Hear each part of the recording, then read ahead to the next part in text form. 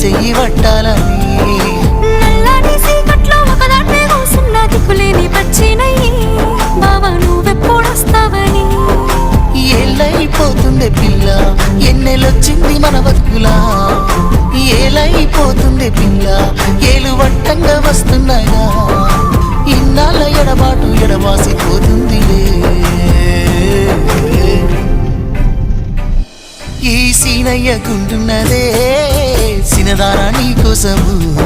ఈ దూరాన్ని చెరుపుతూ తీరాల తగిలింది అందాల ఈ మానము